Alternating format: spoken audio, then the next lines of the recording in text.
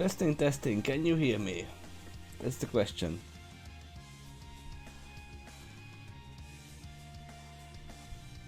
You should be able to at this point.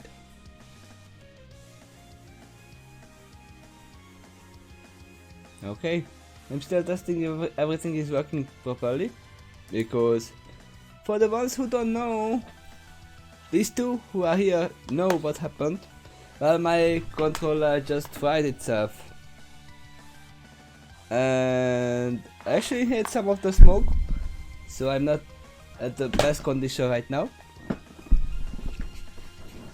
But luckily there were two connectors available in the shop, so I bought one of them. And obviously I didn't plug it in the same connector that I was using. That's why this is gonna be annoying for me, but there is a big line right here through my entire room instead of behind my bed and my desk. It's gonna be annoying for me. I might probably fall over of it several times. But I can't do anything about that, can I? I can just use the one that's burnt out. But we are not here for that. We are here for the chapter 20 as of Skynet and the First Flying Unicorn. 8 years later, when Takeshy actually continues the stream. Like, wait, I was actually not too late. I was like 20 minutes late or something like that. Is the camera reversing this shot?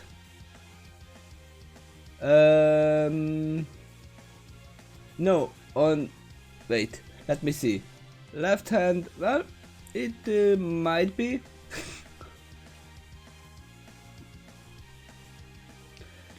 But I know it's reversed in Twitch. From this one. I don't know which one is the reversed at the beginning, to begin with.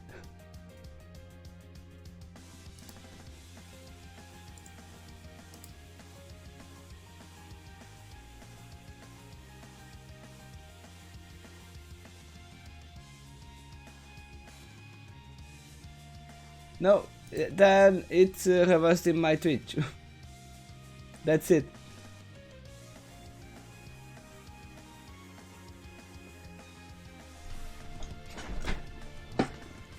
But that makes a little bit more sense on Twitch, that if I say that way, I'm showing the... You can see my hand. If I show that way, it's actually the other way on Twitch. Because I'm on the other side of the actual thing. There is still some lingering smoke smell. Thanks afterwards. It's really bad, but hey, we should just start. I don't know how long we will go. Is there any... Oh, I can just search for it. Let's see. Is it XOXO? Yep. There is one in the beginning, and there is one way much more later. Is there a stepping point between them? That's the question. Because this one is too early, and the other one is too late. There is many. Because I can see 2 in the halfway point, and a lot at the end, and 1 in the beginning. And there's some really good stopping points. Okay. So let's switch up and let's start reading. And let's lower this. This is not gonna be the music. I have no idea what tone we are gonna head over to. But let's just do that.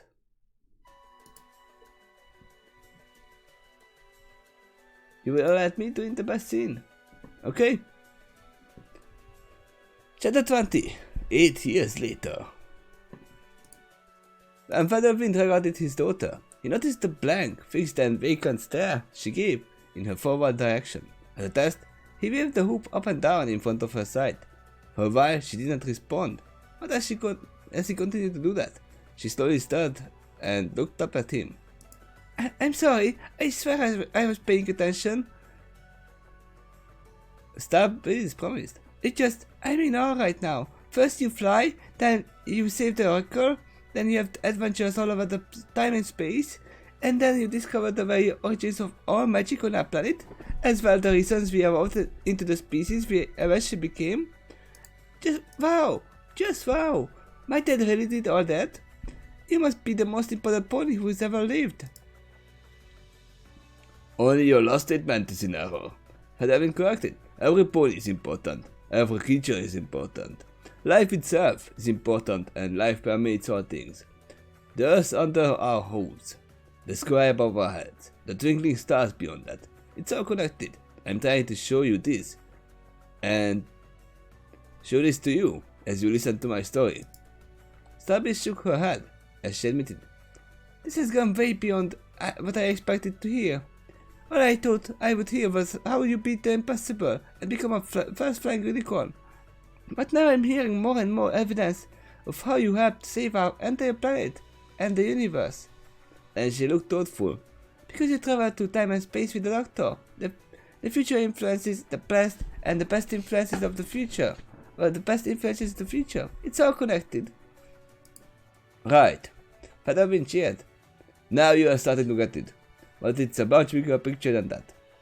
Even if I were to freeze time itself, you can see how everything was interwoven. If you look at life broad enough. My friends,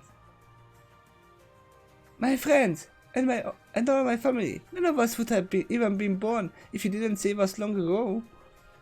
Starbreeze realized with wide eyes in shock, then looked at her father questioningly. "You did save us from the Dark Star, correct?" "No." Padawan teased in a serious tone. "I failed to protect all life on this planet. That's why we all died, and none of us really exist here." Padawan likes to tease everybody. It's like me. Starbreeze got a dry look. Come on. Stop teasing me. Stop making so easy to tease you. And stop asking silly questions. Padawan retorted. "Of course I have saved the world from the Dark Star. Obviously we would not be having this conversation if I failed back then. But ask yourself another question as well. If the Dark Star is the origin of all dark magic that existed in our world, ever since it crashed into our world, then what does it mean when I saved the world from its influence, and yet it continued to infect our world many times throughout many ages of our world?" The question made Starbreeze good. The Starbreeze paused in motion for a moment. Then she answered. "You reduced this influence, but did not eliminate it," she guessed. "That sounds reasonable to me." Padawan partially agreed. "Want to know how I did it?" Starbreeze nodded eagerly and said, "Yes, please." "Then stop interrupting me and let me finish," Padawan exclaimed. "Hey, you paused on your own story to check on me. It's not your fault this time." "It's not my fault this time," Starbreeze argued. True." Padawan relented. That didn't seem to be a reason to continue when you stopped paying attention. I had to check on you, so in a way, it was an interruption." "I couldn't help it. All the things you are telling me is mind-boggling." "I know what you mean. I had to live through those experiences rather than just tell you the whole story now. I don't think it wasn't mind-boggling for me back then or your mother. When faced with crisis, however, we learn how to pose our concerns and confusions in order to face the problem head on. It's a luxury to be able to have time to dwell on it now, and in a way, I'm kind of reliving it as I tell you the story. That helps me absorb the fuller experience of it as well. So pray let me continue." "Go ahead," Starbreeze invited. "Thank you." He had no reason to stop.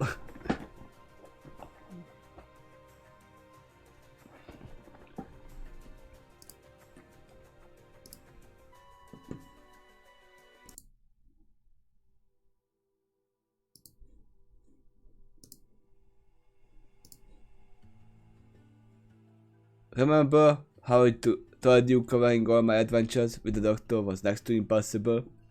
That was because a great deal happened in such a short amount of time.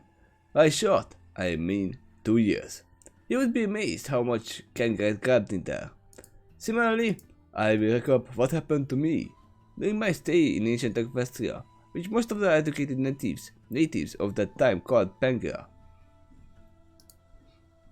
Not as much happened compared to my time with the doctor, but I do have 8 years to cover, so I will mainly focus on the highlights.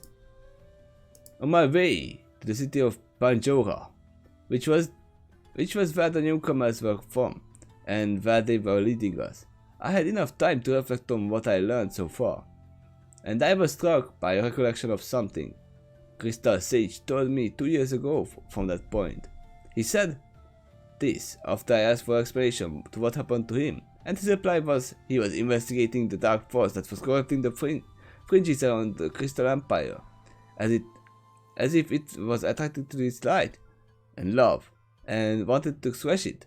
During his attempts to dispel it, he accidentally got corrupted by that magical infection, which later turned him into Dark King, also known as King Sombra. Back then, he once described his opponent as a force that was quasi-intelligent, much like a savage animal, until it later infected more sentient mind, and then, all of a sudden, this dark that Skipper was complex strategy. In this regard, it acts like a parasite. I took that conversation and compared it to what Awaki told me about the Dark Star Meteor, and what it could do. It sounded to me like it landed on the frozen north, and it didn't sound like coincidence either. Also, let me just open up the window.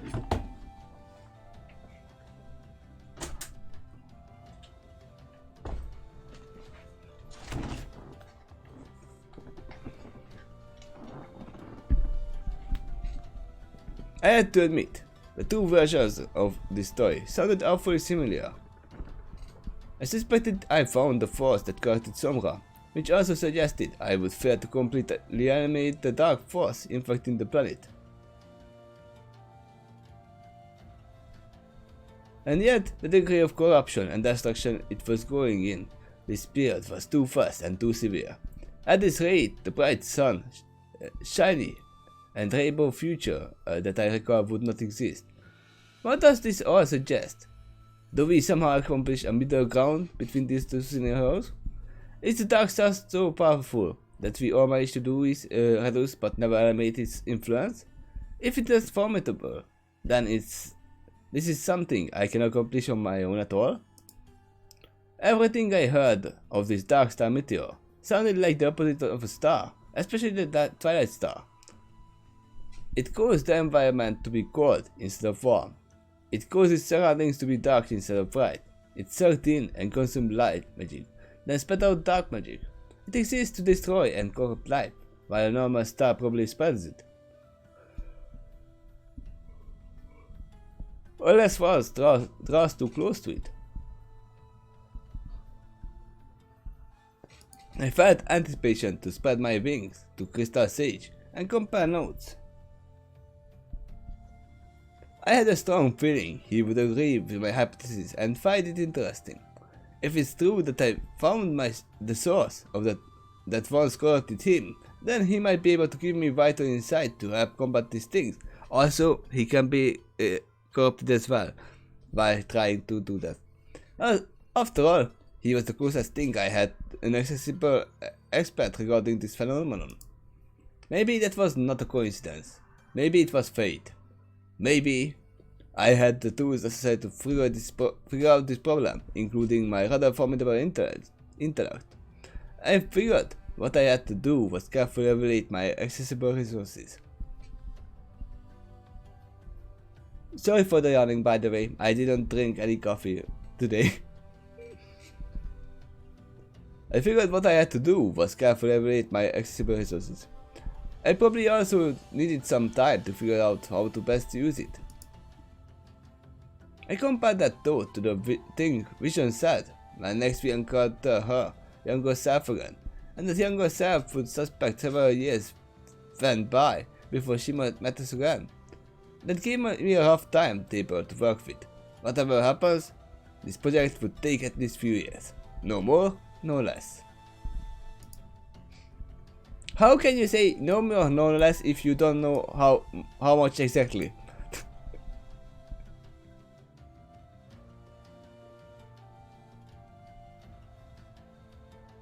Wait, what? Whatever happens, this project would take at least few years. No more, no less. At least means it's more than for a few years. It can be more. Then you said it's no more.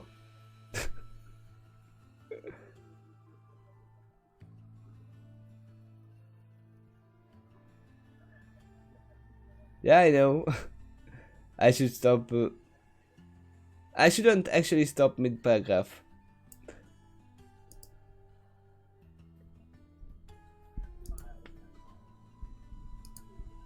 Her predictions also strongly implied that both me and Sterling would live long enough to make that future encounter, so that was an encouraging thought to keep in mind. I think... Wait, okay. Yeah, this is a bit different. Okay, I was like, he's forgetting that all his future side, all Vision's future sites can be changed, but this is actually not a future site. It's a past.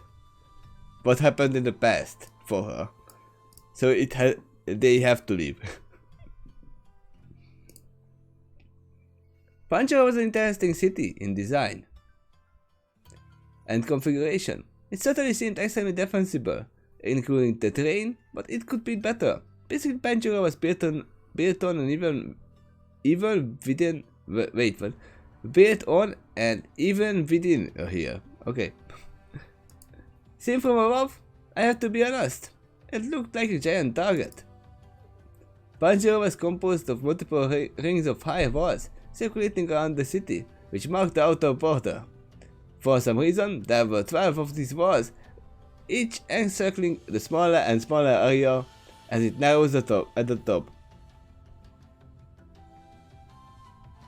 That's why it said implied, according to future Vision's past. She recalls meeting another version of Feathering and Storming.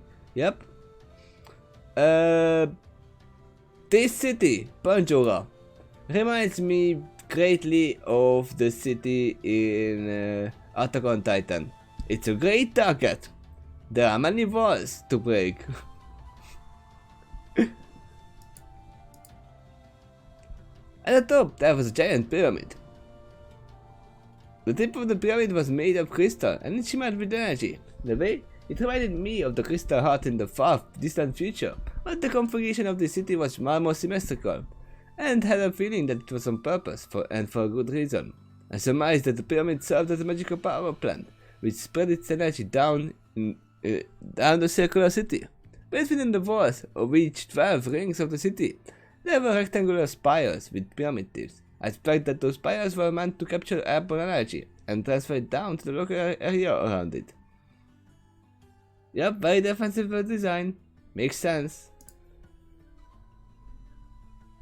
If he didn't come to this time period, they would have died as well.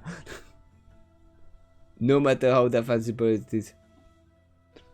I need to rest. Awaki, if that's true. He regarded me with surprise, as he said yes, then inquired who taught me that. If I was honest with him, I would have told him I had many teachers and my conclusions were based on the sum of all my accumulated knowledge. Working with Crystal Sage in particular helped me to understand the flow of magic, how to capture it and how to properly channel it. But yeah, as he said, this is just a target from him. This looks like a target. So basically, it's not defended from airborne enemies. So, dragons. I have to admit, after seeing the city, the geek in me was trying to come out. What I had to discover here had never been discovered in my time with fossil records and ancient buried cities. At least not that I had read.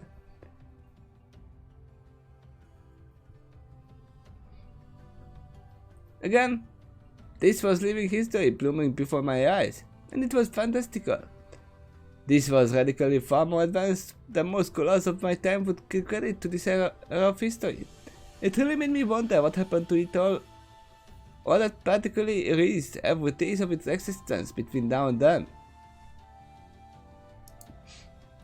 Normally, time would be the answer, but a lot of the materials used for this construction should have survived to my time, at least in part. Even after all that time, our ignorance of discoveries like this was better explained by some deliberate intelligent force going out their way to erase every trace of this ancient civilization's existence on purpose for some reason. With this much of a time gap, there were endless possibilities to explain this. In many ways, I felt like I stepped into an alien world, and by then I certainly had enough experience with the real thing to become familiar with that sensation. But there were some problems that dulled my excited nature somewhat. Wow, okay. But there were some problems that dulled my excited nature somewhat. When I learned this wasn't always so, the highest population in the city was Earth ponies, but back then they called themselves horses. Go figure. Anyway, similar to the last civilization I encountered, these ancient Earth ponies or horses were also enslaved. Despite encompassing about 90% of the total population of the city, they were all enslaved. Neither Stormwing nor I were subtle about the disappointment of that fact. Our quickly assured me that he was willing to explore alternatives to the sociological structure if the two of us helped save them all from planetary destruction and corruption.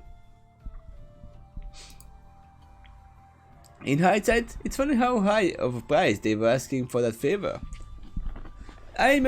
Imagine some creature trotting up to you in the middle of the street and they said to you out of the blue, "Sure, you're free all of these ponies. All you have to do is help save the world from godlike force of overwhelming destruction and the source of all evil in this world. Yeah, totally worth it, right?" Yes, totally worth it. Because he is the only one who can do it at this point. Quite frankly, yeah, it was worth it. I wanted to accomplish both goals anyway, and it's nice to be on the same page with those horses called oppressors, instead of having to fight them on that point. I guess it wasn't a small request from them either. Changing an entire society from the ground up was that it was so accustomed to, and the system that's been so effective for them for many centuries was no small matter. They never would have considered it if the situation was not so dire. It goes to show that even when ultimate evil knocks on our doorstep, there could be surprising ways to turn it around and use it as a force for good. A clever mind exploits all situation to maximum effectiveness, and I was simply using what I had on Hoof at the time. That can be interpreted somewhat differently. Exploiting is not always good. This line sounds like a villain saying it, not a hero. That's the problem. One of the remaining 10% that were not horses of Panchura, 5% were more complete carnivores, the Silurians, and the remaining 5% were omnivores, the Arkua. Between the two, the Arkua were easier to deal with, for obvious reasons. At least they had an alternative besides eating dead ponies, but the Silurians had fewer alternatives. The idea of allowing them to consume the flesh of dead ponies was, of course, very rewarding, but I understood that they had to eat something. This is why harmonious coexistence between the herbivore and carnivore is quite rare. It's hard to relax and trust the company of one who considers you potential dinner. On the flip side, befriending a race that makes you hungry all the time is quite distracting. The citizens of the city had a saying, "Horses are food, not friends." They had similar expressions about slavery as well. When I noticed this, I realized I had my work cut out for me, but I also realized this was merely one of my multiple projects I had to juggle. As repulsive as the society structure was, it was leagues better than something else battering at the gates of the city from outside. The horse slaves of the city actually considered themselves rather lucky, because they got to be enslaved by a race that also fed them and protected them from something far worse from worse outside.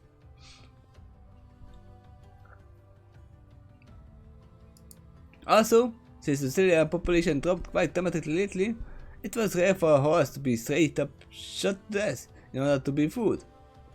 Instead, they are worked to death, and those ponies who happen to die from exhaustion or old age are put on dinner plate. If you were in my situation, which problem would you consider higher priority? As promised, Awaki took me to this laboratory and library where his observatory was located. When nighttime rolled around, he ate me, and I was dead.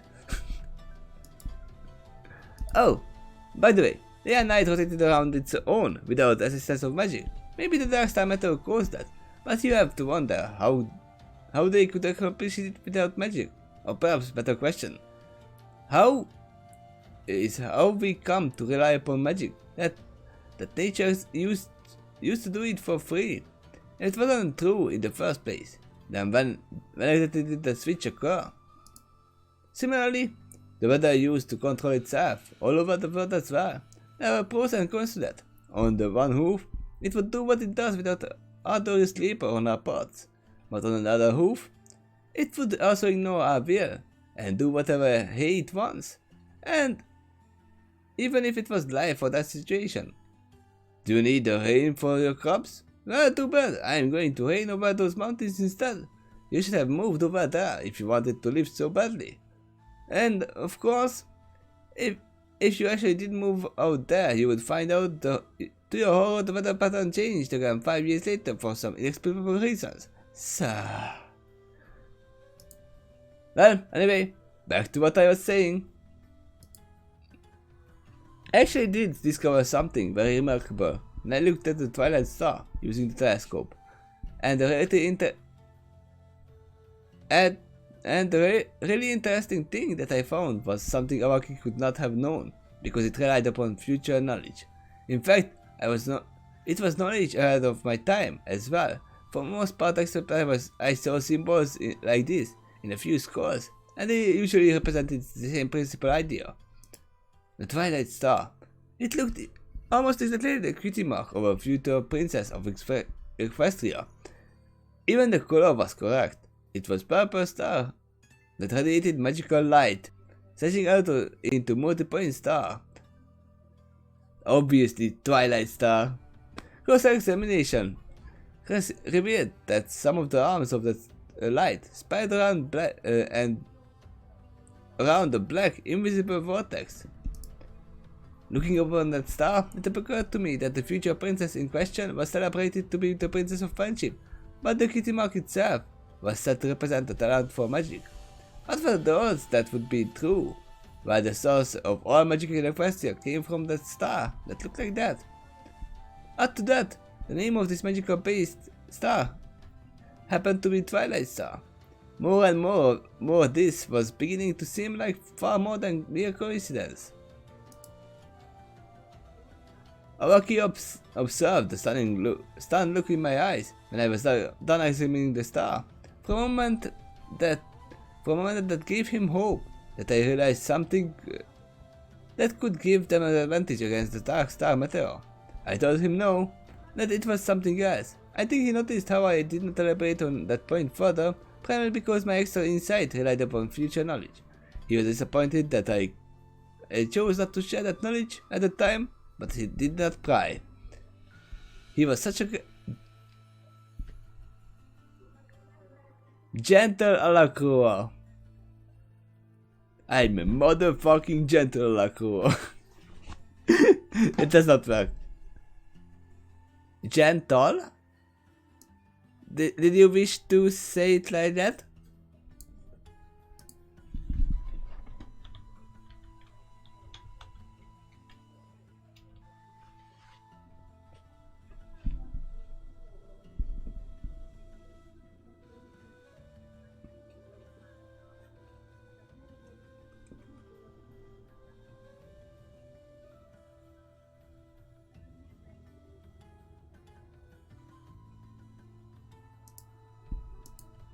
Don't you mean gentle?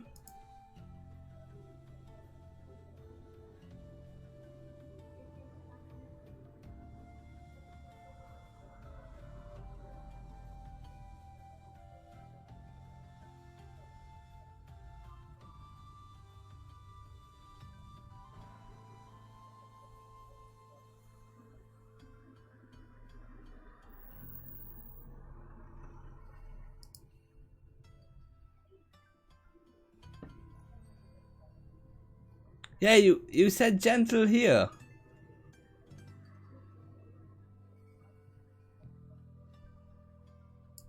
But you said gentle here.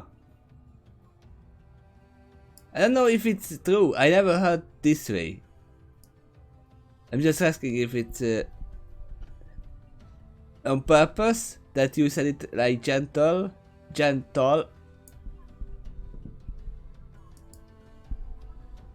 Or just a misspelling.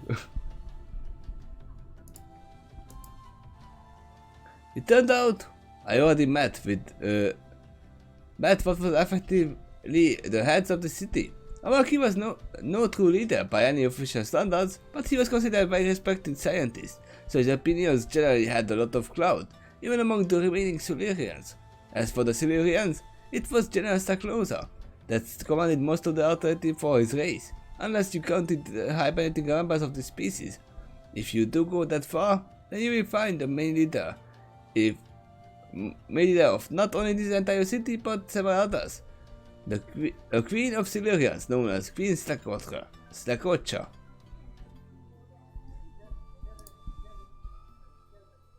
Also, you couldn't read the first line, but it's fine. Blah. Even today, saying her name is difficult to my tongue. I imagine it comes more easily for the Silurians due to their psychology.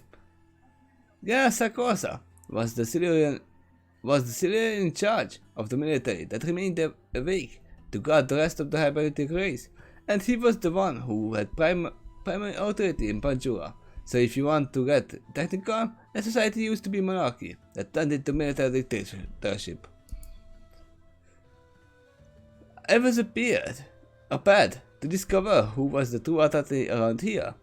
General Saklosa was very distrusting to members not of his race, and he looked especially far down on ponies, in particular, whom he grew accustomed to seeing only as a slave labor and or food.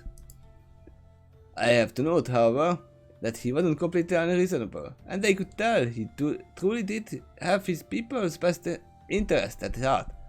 People? People? You were way too long with the doctor. Quill. You are talking like him at this point.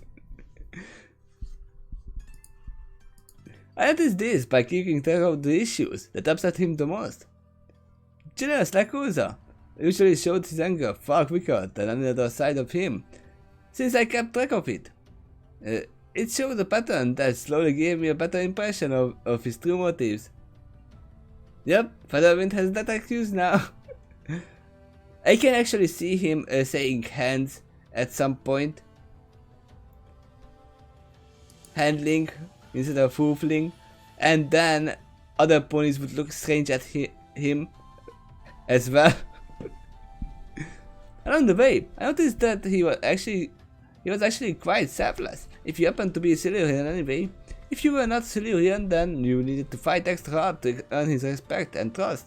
But he didn't shut the door on that option completely. He would have tried for me straight up what it would take to earn his respect and trust. Great power alone wasn't enough. Defeating a powerful dragon, which in a way was an opponent to the city as well, was not enough. What it would take was getting horrifying villains off of his back, and creatures he got it. I used to have that issue with the show, but at least Twilight had an excuse after the Girls movie.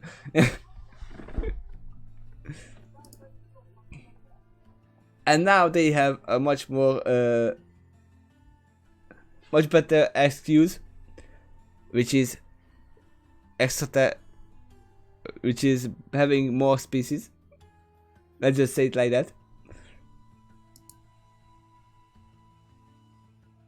I must point out that he was hard on his own troops as well, fellow Silurians, but it was only because he demanded the best effort from his own species.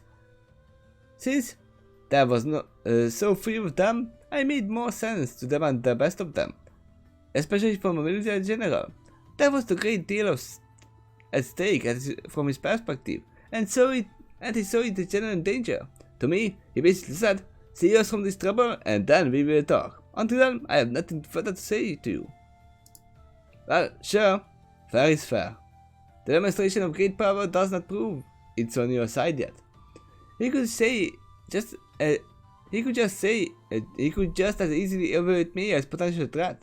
He didn't attack me if I didn't attack first, but he kept his guard up to reveal he was ready for an attack, and as he possibly could be under the circumstances. I had a feeling he wouldn't have brought me into the city if it wasn't for his council, another creature who did earn his trust, apparently enough to convince even him on things that he initially had been reluctant to accept. Kurosaki also gave me a chance to prove myself by maintaining his guard in the meantime. Actually, that's quite fair, to be honest. So, instead of insisting that the leaders of the city free every enslaved force right off the bat, I instead turned my focus on the villains, attempting to far greater harm to the city. To begin with, it seems my first challenge was to deal with the creature known as Plague, a corrupted former Silurian. His tactics to enslave other creatures were completely sinister, and far beyond the point of tolerance or forgiveness, so I just killed him. He didn't just cause pain to the most horrible way one could imagine. He was also a threat to our livelihood in other ways as well. Plague contaminated food on purpose, as well as the land from which it grew. It actually reminded me of the worms that infected the Orchard farm. Yeah, just like I said. Which ended up the final straw which caused them to leave the farm for good. Again, I'm faced with another abomination like this. Only this time, the stakes were much higher. And this time, I knew how to deal with them, right?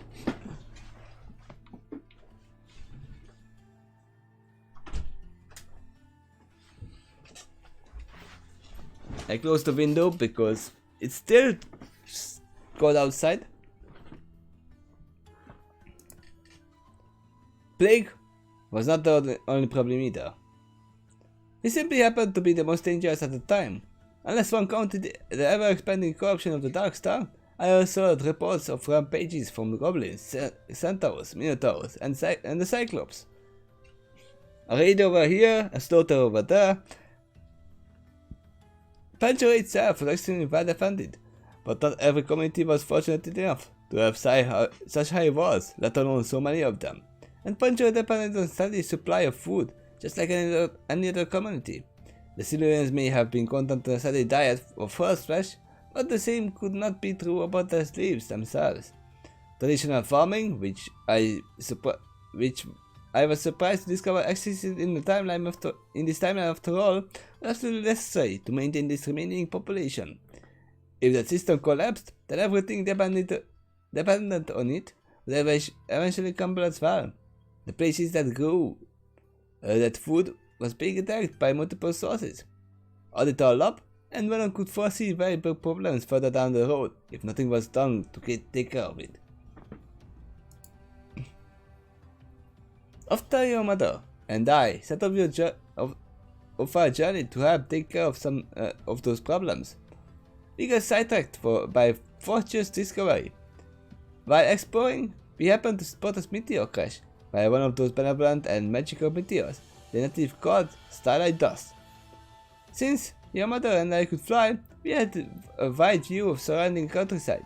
We spotted the meteor strike at night, so its shimmering light stood out well against the darkness. Again, because we could fly, we were also the first ones on the scene to collect from it. Back during the height of the Solarians' rule, they used to have orbital tracking system to detect this kind of meteors, and gave them a massive advantage when it came to collecting these rocks in a hurry. But since most of their race was in hibernation and a great deal of their equipment was damaged, we ended up unopposed to this discovery and gift from the heavens.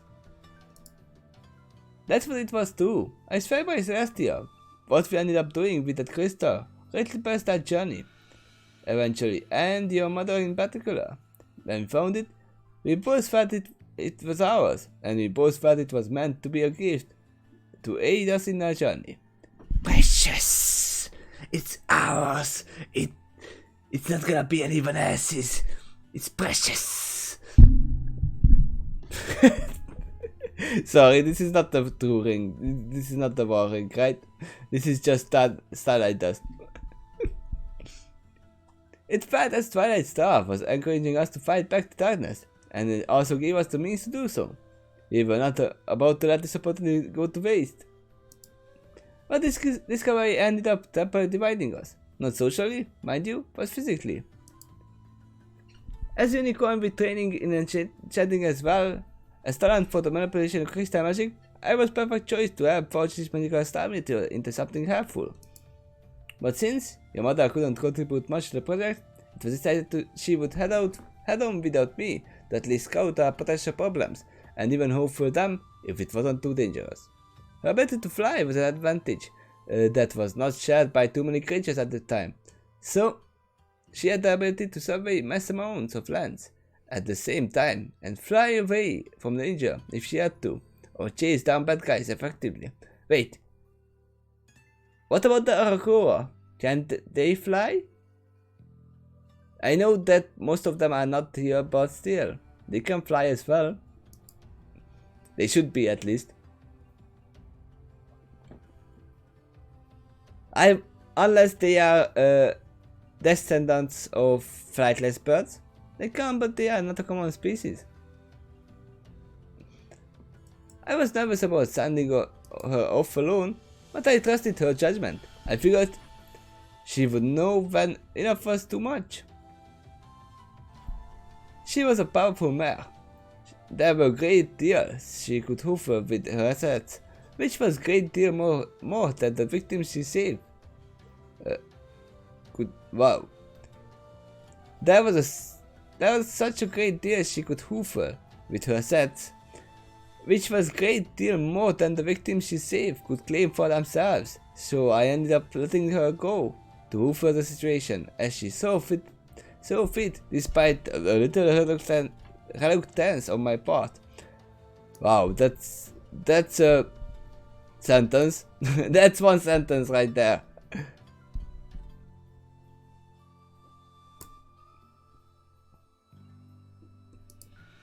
I understood what you said. What to say? If she came upon too much trouble, she knew how to call me for help using the wind, and I had the ability to fly to her quickly, no matter where she happened to be. Besides, I had planned to make something special for her using the Starlight Dust. I had ideas in my head for a while about the construction of magical armor that could simultaneously be a weapon. I did some research into Crystal Sage Virtual Library, and even came up with the idea that Crystal Sage himself later refined, especially about my ideas from the magical function of the armor. So he's making the Torn Mel. He also intrigued with the stone's discovery and planned to compare it to what he already knew about crystal science in the far distant future. Back in this time, or mine, Magic is magic of this nature had spread to enchant most of the planet already, and it was concentrated only a few places. But in this ancient realm, we discovered one of the sources of magic in its purest form. Shaped correctly, it had the potential to become something awesome, and your mother definitely deserved it. At long last, we had the materials, the means, and the skills to pull this off. I'm telling you, all our stars aligned perfectly on this project. So basically, he's saying, I already have the plot armor, now I'm crafting one for your mother. It took me 2 months to finish it. Most of the downtime was due to the experimentation. My magical ability to manipulate the shape of the crystal greatly accelerated the project. In terms of form, it was the enchantment that I had to be most careful about. I poured over this and over this I poured over this and over this, experimenting with one virtual source of the another in Crystal Sage's what? Plot armor, one of the best ever in this fictional story. It was before daring to try it on the real thing. What do you want to say here? I poured over this and over this. I don't understand it as well, at all.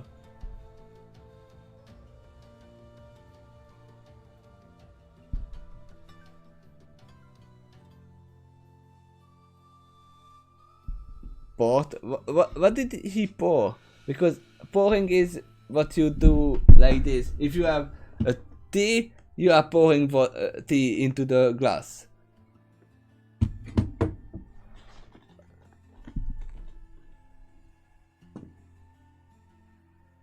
I still don't know what you want to say.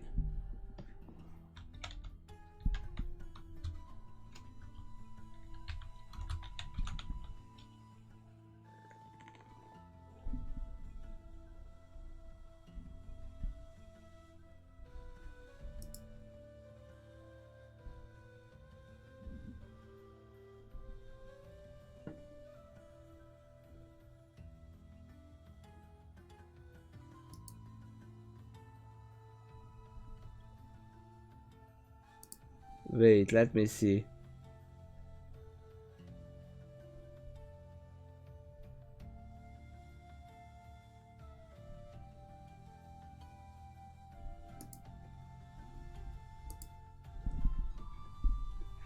But that's poor, isn't it?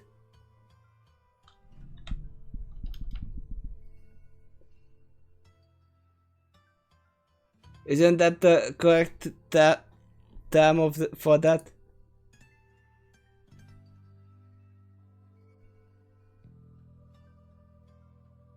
Yeah. It's poor.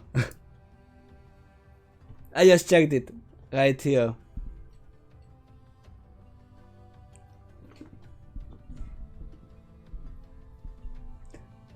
That's why I was like, wait, what? Pouring is pouring.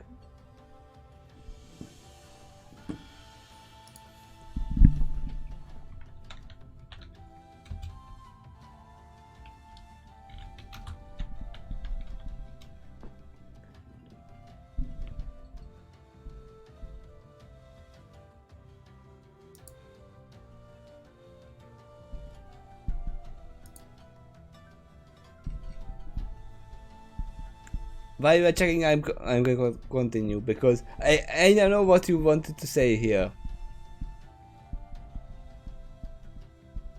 You just want to be grammatically correct. I practiced it over and over again until it became second nature to me. When it came to this one armor, I could eventually enchant it in my sleep if I wanted to. I wanted to make sure I was that good before I set work on enchanting the actual armor, because it was very unlikely I would get a second chance with this. Even in this time period, the discovery of such material, which made it to the surface on the planet, was quite rare, especially in the local vicinity I happened to be at the time. My extra training and careful attention to detail probably paid off well, because when I finally got down to enchanting the real thing, the whole thing went off without a hitch. Like I said, all my stars aligned on this project. When I finally completed it, it was perfect. Perfect size for her, and perfect functional in terms of enchantment. There were no side effects, special conditions to use it, hidden curses or magical leaks that would gradually disenchant the armor. It did exactly as I intended to, so it's a plot armor. It's called the Prism armor. Yeah, it's a plot armor. Don't try to change the name, it's a plot armor. The more expanded title if it's plot armor of the Iron Heart. I'm sorry, I'm gonna call it plot armor. I know it's Prism armor. After I missed Cloak, this was my newest masterpiece. The one of 3 I ever constructed in my entire lifetime so far. Well, 4 if you count the airship as well. But I digress. That's gonna be another one. This was an armor made of crystal, specially designed for Pegasus, and your mother in particular. It fit every inch of her perfectly. It expanded down her chest and along the bottom of her torso. It also covered mostly the front of her legs. It was bare at the joints, leaving room for flexibility in bending them. The crystal was especially thick in the front hooves, because that part of the armor was also intended to be a weapon. It turned forward hooves into pairs of maces, effectively speaking. For some reason I thought there was a hidden blade in them and she could just stab enemies with it. But that was not the only built-in weapon on the armor. It also had 1.5 foot tall horn, 18 inches in other words, extending off the top of her helmet, which mostly covered the top of her head and extended down to a lower jaw. So she was the first not unique who is not capable of magic but still a unicorn, because it's a horn. And she's a Pegasus. The horn made her look like a unicorn considering her wings, but instead of magic, it was actually designed for offensive purposes. With it, she could use the honors piercing attack, much like wearing an arrow on the top of her head. I want her not to put too much pressure on the neck, but she was far stronger than most Pegasi, so it was less of a concern for her. The armor also covered across her back and along the top of her wings. I like this part especially, and so did she. The top of her wings? That might be problematic for flying, but sure. Since the crystal armor covered the top of her wings and was made of flexible separate crystal-shaped feathers strung together, it effectively turned the tops of her wings into a pair of giant flexible shields. Moreover, the edges of the crystal feathers extended off the tips of her natural wings on purpose, and they were very sharp. With it, she could use the edges of her crystal wings as bladed attack, making sure wings both the shield and the sword simultaneously. Well, you made it definitely pot armor, that's for sure. As for the enchantment of the armor, I forgot about that as well. It augmented her in 2 ways. One of the enchantments regenerated her stamina like crazy. Goodness gracious. With it, she could fight almost endlessly and never tire, or do any other activity that normally tires the muscles after a prolonged period of time and effort. In fact, the enchantment was so strong, she would never be able to sleep in the armor, even if she needed to, which was why I also had the ability to turn the passive function on and off with the command through the re-enable the command to then re-enable the Okay. Which is why I also had the ability to turn that particular function off with the command. With the command do. Then command thought. You don't have to say it. They re-enable the function with another command thought. By relying on a thought, she could be tied up and gagged and still be able to switch that function on and off at will. Due to the weight of the armor, it would compromise her speed and actually get in the sky on the ground a bit, but the enchantment allowed her to push herself to maximum effort without tiring, which content the highness of somewhat, at least potentially. It was good exercise too, particularly on a strength standpoint. Also, you could have used your enchantment, which is lightweight. You can use it on somebody else as well, or something else. As for the second enchantment, it warded her from influences of evil magic.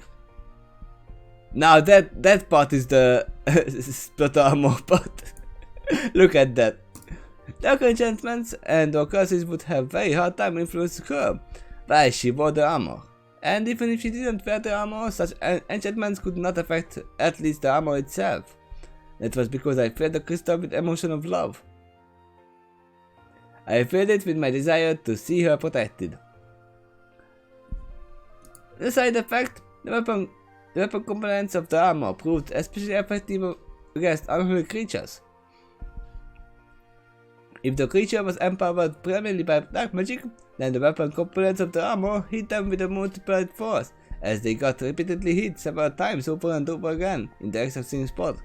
That in turn made each hit count more than it normally would. It might even prove effective in dispelling evil enchantments on other objects or creatures when attacked by these weapons, because this enchantment was primarily the antithesis of its opposing element. One cosmetic side effect of the enchantment was the fact that it made the armor shimmer with prismatic light. This light was especially intense around the spinal cord area of the armor, but since the entire armor was made of interconnected crystal, the light projected from that point shimmered and shone across every inch of the armor. I found it especially breathtaking to behold the crystal prismatic wings or horn. The light did not shine a single color at the time either. It shined multiple colors simultaneously, and they gradually shifted across the armor. The way it shifted colors was reminiscent of the Aura Borealis. Seeing that actually made me, this is the color of love. No, it's pink.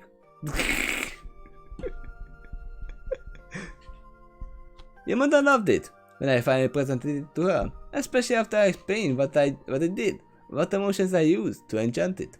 I remembered how she hugged me fiercely and quietly cried on my shoulder, whispering, "Thank you, I love you too." Come to think of it, that was also the moment your mother proposed marriage to me. Well, we can all agree a plot armor is the best ring you can give to any pony. Right? You cannot get a ring or wait, whatever they are using, basically a bracelet. But you cannot get a better looking bracelet than that armor.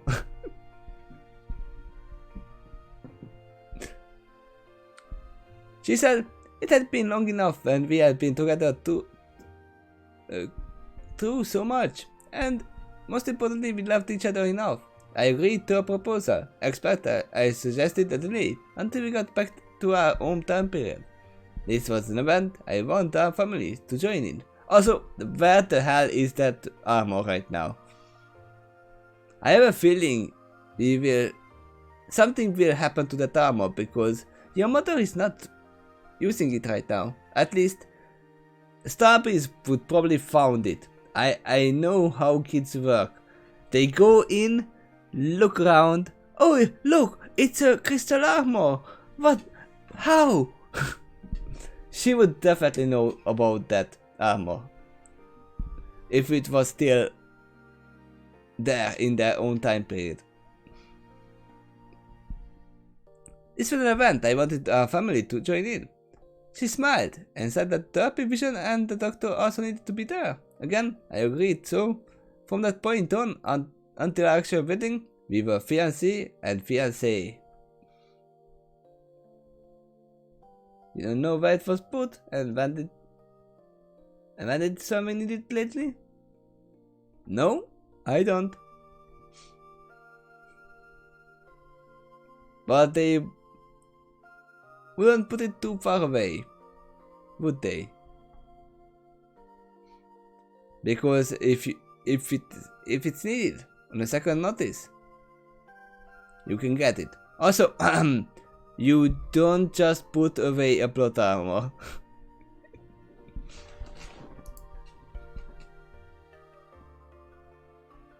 Do you think it's cool sounding armor? Yeah. Every crystal armor is amazing. It's not the best armor for wearing constantly, especially at night where someone is trying to sleep next to you, but sure.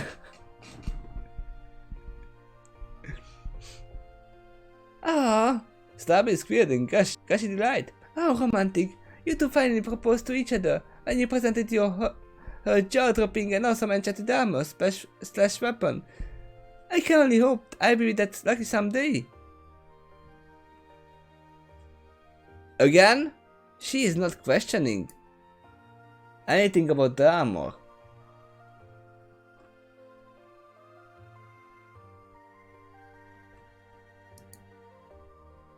That's why the stamina function can be turned off. I'm not talking about the stamina function. I'm talking about the light that is spreading all the time. It is shimmering in light.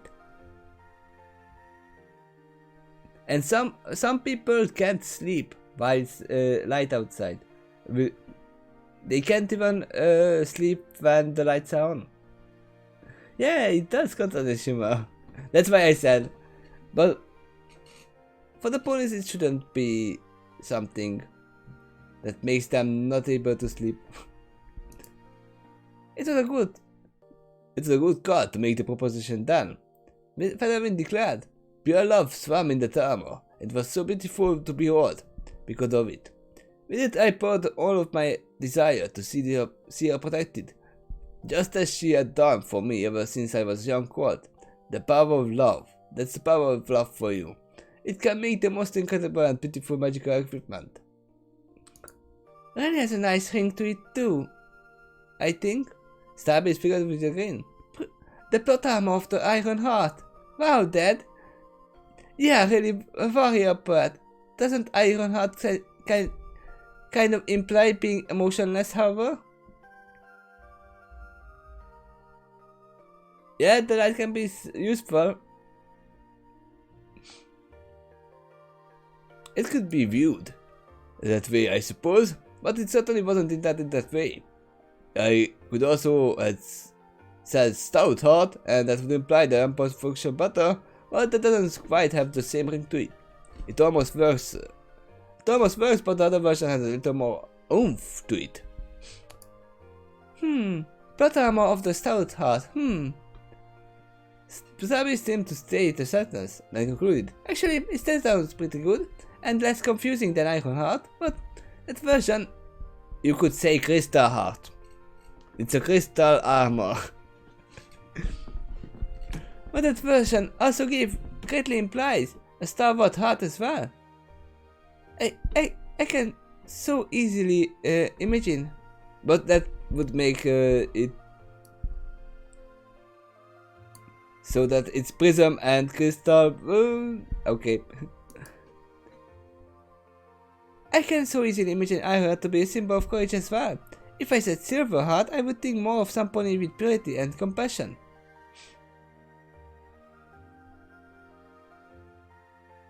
But I mean, bait at his daughter. All of it works, I suppose. It doesn't matter what it's called. It matters that what it does and what it means.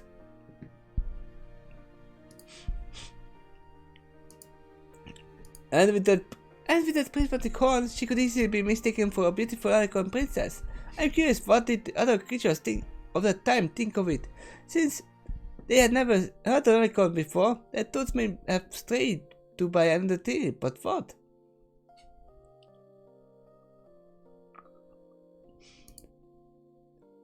Put this way, the title Guardian Angel gained even more credit for those who bear her in the armor. It was awe-inspiring and almost otherworldly to look at, and it augmented her abilities in ways unmatched by others. Pegasus, who could fight tirelessly, was warded against evil enchantments, and especially effective against evil creatures. Couldn't you imagine that would be an angel if you never saw a pony with wings before?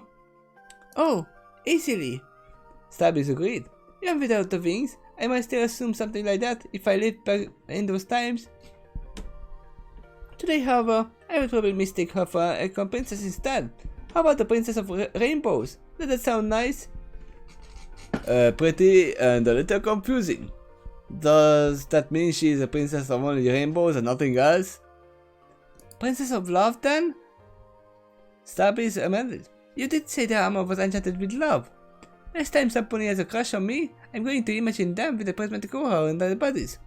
No, the Princess of Love is already taken. A crush? No, I don't think so. For that being argued, true love is far more powerful than that. It is a beautiful light that is nurtured through so many trials and tribulations. Title drop.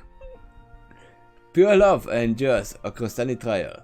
Pure love is bright and unchanging. One might even say it's eternal. It's hard to describe, but I can tell you how rare it is. Maybe it's more common than I even think. Well, after all, there are many kinds of love. If I made something for you using my emotions for you, I guarantee it would be very strong and formidable, but the love is not romantic.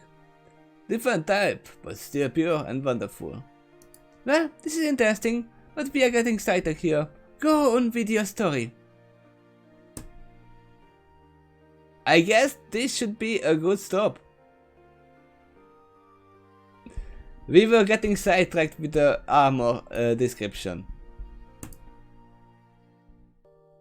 And he's gonna continue the story. Comforting Plague. Am I correct in that sentence?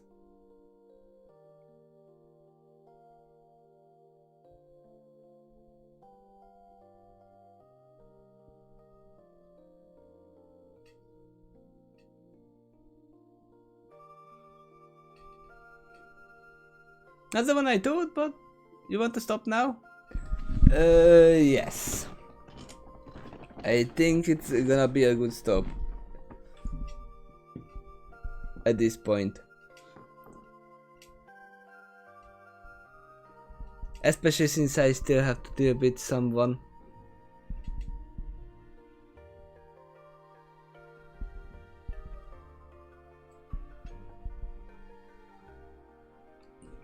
Wait, what it is? It's...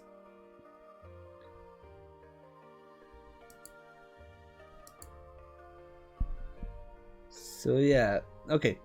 Oh, it's going to be a three-parter then. Didn't we say it's a three-parter? I thought we agreed it's gonna be a three-parter. Well, don't you remember? That's why I stopped here.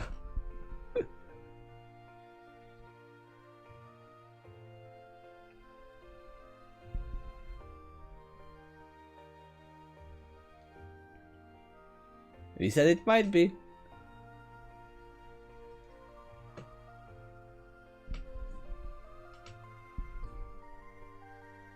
Well, it will be. It seems like. Oh, we will see. Yeah, it looks like it will be a three-parter. I hope you don't mind that.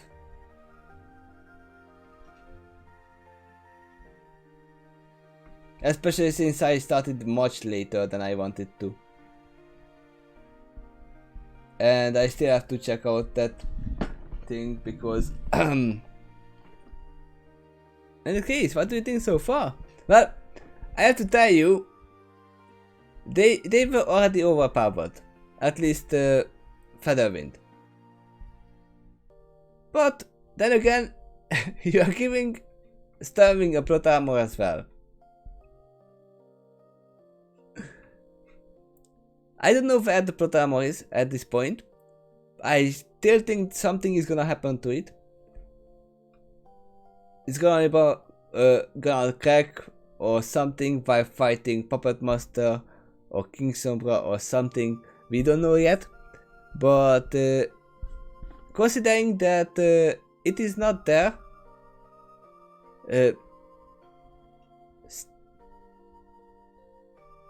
I have a feeling Starbeast never found it. Because she would probably say something about the crystal armor if she found it before. Also, I'm curious how she is not asking where is the crystal armor right now. But she might actually ask it some point. Consider what our parents do. Yep. Actually, she would. We will probably hear about it later. I am pretty sure about that. Something is gonna happen or they are gonna hide it for a later time when they actually need it. It's gonna be a place where no pony has, but their blood can access it, or something like that. Obviously, it is fitted for Stormwing, so it wouldn't actually fit any pony ass, because Stormwing is a big Pegasus. There are not many Pegasi that are actually her size and body build. So even if they took it, it wouldn't fit them. But go man, no pony has gone before.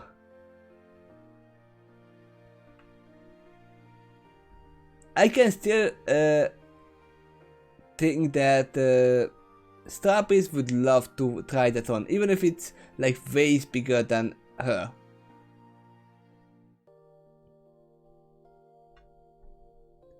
But we are still in the story of what happened. It took him 2 months to build this armor. It was like 2 seconds forming the armor, but then 2 months of pouring over. Yeah, bulk biceps, I'm pretty sure that he is still bulkier than Stormwing. But I wanted to say that no pony ass has the same body distribution. That's what I wanted to say. Because if you are bulker, you are bulkier, you can't even fit in it. If you are smaller, it's gonna just fall out of you on you, and it's gonna be horrible to wear. It's gonna be it's gonna make you actually you wouldn't be able to fly with it if you have it. It's gonna make you more bad than good. Plot armor of Crystal Heart. That's what I'm gonna call it.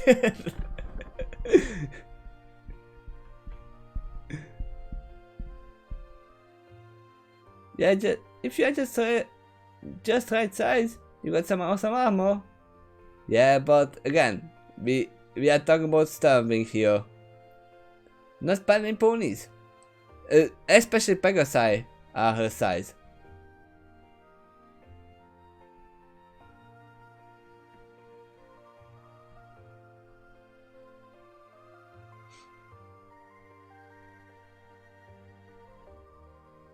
But yeah, now we heard a little bit more about the area as well, about the city, which is very greatly defendable. It has 12 walls, and it's like it's like a target practice for flying enemies. Luckily, from what we see here, it's just goblins, centaurs, minotaurs, and cyclops. None of them can teleport. None of them can fly. That's fine. They are not being attacked by dragons. So that means that was not just a dragon lord, it was just a random big ancient dragon that decided to take over the ponies and the diamond dogs. It was just a rogue dragon. It was not even close to a dragon lord. And because then probably the dragons would have attacked and started the war. But they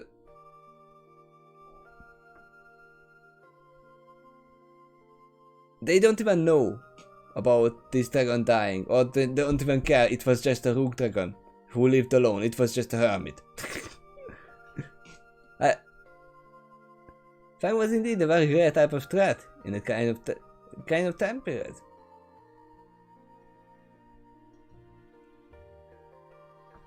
And yes, it makes a lot of sense that it's strange hearing that they actually eat ponies, the Silurians, but it makes sense that they would eat them if they are dead. At least they are not attacking them for just their meat.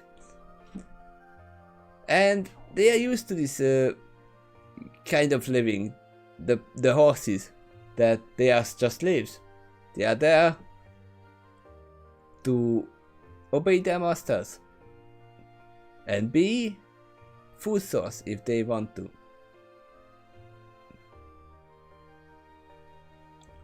It's gonna be a lot of time for adjustment for them after this, I have to say. Because yes, you are free, but then again, both sides of creatures will have to change their lifestyle for this, because the ponies or the horses must have to be individuals at that point. Yes, they won't have their masters, but then they won't. They will have to think on their own. Then on the other side, the Silurians and the Urakura won't have their slaves anymore. They have to do all the jobs for themselves, which they probably didn't do anymore, because we have slaves. We can just say, hey slave, go do that. Yep, you are hearing some precautions about the fate of the horses. It's not that easy that, oh you are free, go. It's not that easy.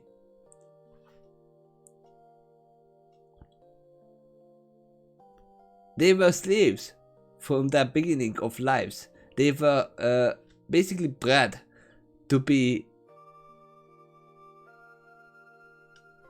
slaves, to just obey the master. They were actually denied the access to thought for themselves. They need to learn that. Right? And they don't have magic yet. This is just a part of magic. Change will be difficult. I can agree. And the question is, will this change the future? Will the Silurians be around in Equestria later on? Considered kind of threat on them. It forces them to reevaluate their options. Yep, that's true. And we know that there are many creatures out there who want to eat horses. Now oh yeah, this is gonna be strange that they are here in this city, which I forgot the name of. But yeah, you are free. Go out. You are not in this city anymore. You have to build your own cities. Oof. They just kick out all the horses without any protection. That would be a thing. It's Panchora, yeah. Don't you say it's Pandora?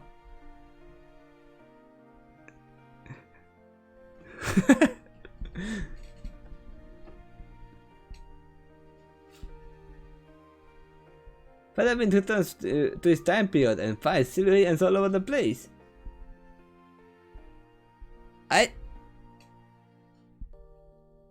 You are suggesting that the Silurians and the Arqua are dying after this. Or at least the ones who are not hibernated, because we know that the Doctor meets them. At least the ones who wake up from the hibernation.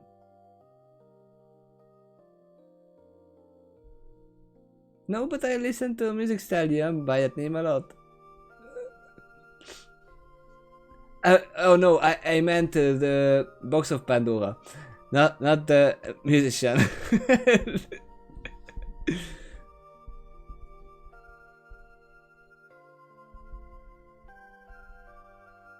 A crowd of into the hippogriffs. Oh yes, that's true, that's true. But the Silurians are still hibernating. But again, don't worry.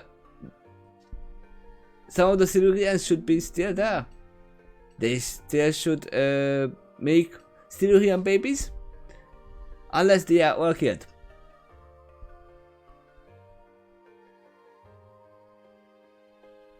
But yeah, a lot of things happened. Not really, but we crafted a plot armor and we learned that the Twilight Star is...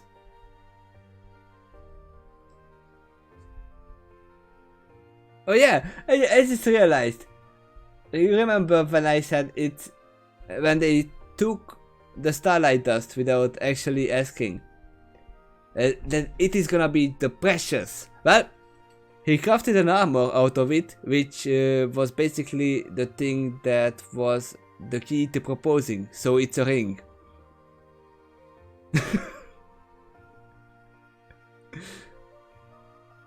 So it is actually the One Ring, which is the one of the most powerful magical items in the Lord of the Ring. Here, the plot armor is the most powerful magical item, isn't it? It is the Precious. Now we need a goblin to snatch it.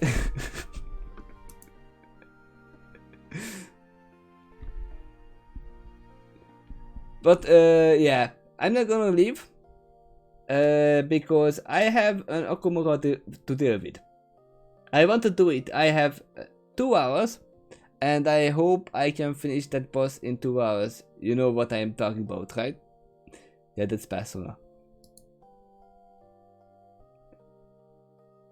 And I still have to turn it on. I hope it works at all. So, thank you for watching. Thank you for listening. Also, did you? Yep, I'm going to stream. But did you find out what's the difference between pouring and pouring?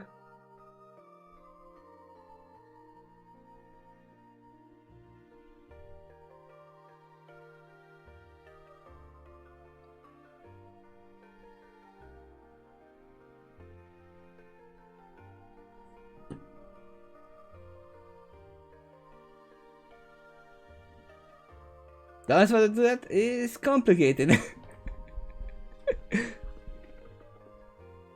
Okay, you can answer that on Discord later on.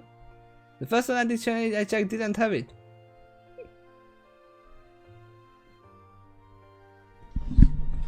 That sucks. That sucks.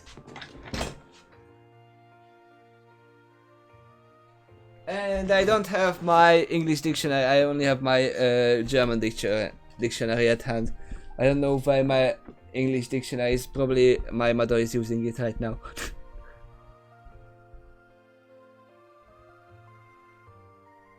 You couldn't find the past tense of pour.